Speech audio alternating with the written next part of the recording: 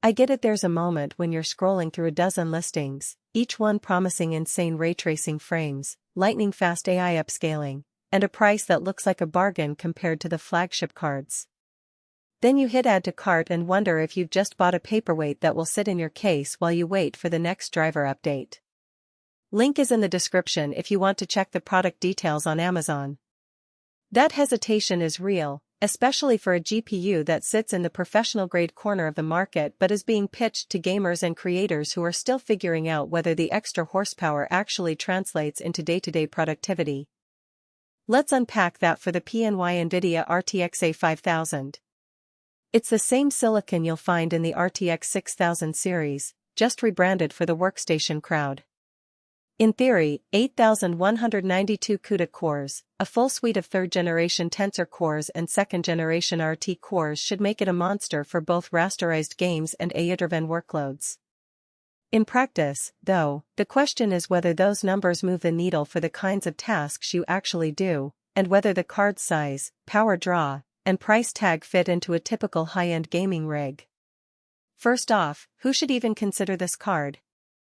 If you're a professional VFX artist, a simulation engineer, or a researcher who spends hours training neural nets on a single workstation, the RTX A5000 can be a time-saver. It's 24 GB of GDDR6 memory, though not listed in the snapshot. It's part of the A5000 spec sheet, means you can load huge textures, massive point clouds, and extensive training datasets without constantly swapping to the system RAM. The Tensor cores, with a reported 222 teraflops of AI throughput, excel when you're running denoising plugins in Blender, or leveraging DLS-style upscaling in real-time rendering pipelines. In those scenarios, you're not just buying raw raster speed, you're buying a GPU that can offload complex compute tasks that would otherwise hog the CPU. If you're a gamer who wants the absolute best ray tracing experience at 4K, the A5000 will definitely get you there, but there's a caveat. The card's RT cores, while plentiful, are locked behind a workstation driver stack that isn't always in lockstep with the gaming-focused GeForce drivers. That means newer titles that rely on the latest driver optimizations might not squeeze every last frame out of the hardware as quickly as a comparable GeForce RTX 3080 or 4080 would. In testing, the difference can be a few frames per second in a title like Cyberpunk 2077 when DLSS 3 is on, which isn't a deal-breaker for most, but it does mean you're paying a premium for something that isn't always delivering the peak gaming performance you expect. Another practical factor, the card's physical footprint.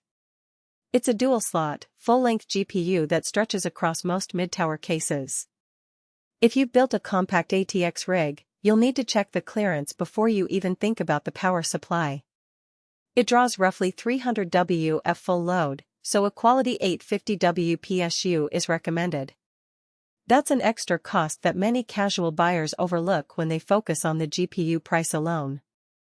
The power draw also translates into higher heat output, and because it's a workstation-grade part, the reference cooler on the PNY version is designed more for steady, low-noise operation than for aggressive overclocking. If you're trying to push it beyond stock settings for a gaming benchmark, you'll quickly run into thermal throttling unless you invest in a custom cooling solution. Now let's talk value beyond the headline specs.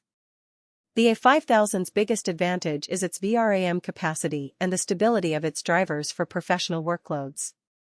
When you're rendering a 8K animation sequence, the extra memory lets you keep entire frames resident on the GPU, slashing render times from hours to minutes. That kind of productivity boost can translate into real dollars saved on project deadlines. For a studio that bills by the hour, that ROI is tangible. It's also worth noting that PNY's version comes with an NVLink connector, so if you ever need to double the memory pool, you can pair two cards and effectively create a 48 GB pool, something few consumer cards even support. On the flip side, if your primary use case is gaming with occasional photo or video editing, the A5000 might be overkill.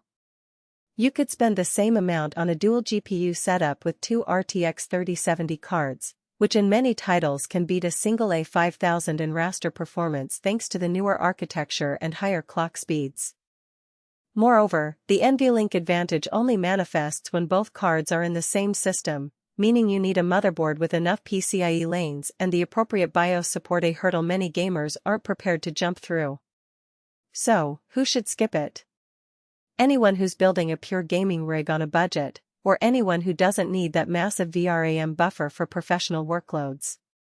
If your workflow revolves around Photoshop layers, basic 1080p video editing, or even 4K gaming with DLSS, you'll probably see diminishing returns.